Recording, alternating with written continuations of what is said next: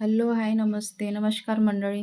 तर मी संध्या. आज आम्ही आलो गार्डनमध्ये फिरायला. आमचा खूप दिवसाचा प्लॅन होता की फिरायला वगैरे जायचं म्हणून, पण ते काही जमलंच नाही.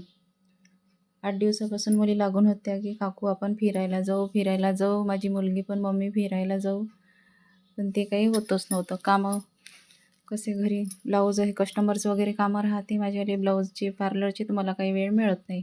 पण मुलींसाठी हो हो म्हणून त्यांना टाळाटाळ करत 8-15 दिवस घालवले. मग आला संडे. संडे आला म्हणून मुली सकाळपासूनच मग मागं लागले होते की आज तरी संडे आहे, चला चला करून. मग हो म्हटलं त्यांना. मग 2-3 वाजूनच गेले, तर मग त्रासच आला होता. ब्लाऊज वगैरे द्यायची होती तर तर नाही म्हटलं. त्यांचं मन नाराज झालं.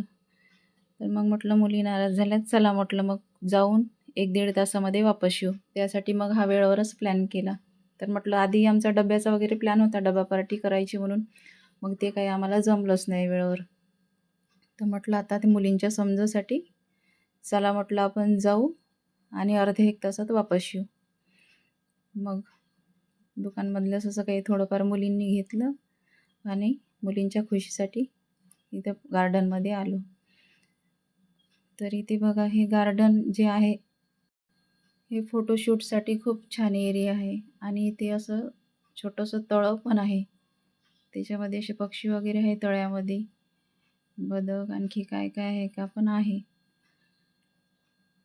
वेळेवरचीच प्लॅनिंग झाली, पण माझं पण मूड फ्रेश झालं. मग कामानं दिवसभर थकूनच जाते आणि मग काही घरात करमतही नाहीत. मग म्हटलं चला मुलींसोबत आपलंही थोडं हे होऊन जाते मूड फ्रेश. मग इथे बाहेर आलो. मुलींनी खूप एन्जॉय केला, त्यांच्या मनाला एक झालं आणि मला पण छान वाटलं. मग बाहेर आलो तर तिथे असं फिरण्याला एक, बसण्याला एक, डबा पार्टी करण्याला एक खूप काही आहे. आणि फोटोशूटसाठी इथं छान अशी जागा, व्ह्यू वगैरे आहे ना, ते वाढदिवसाला वगैरे छान असं इथं आहे. बघा किती छान दिसते, झाडं वगैरे आहे. बसण्या फिरण्याला मोकळं असं वातावरण आहे. मुलींनी खूप एन्जॉय केलं.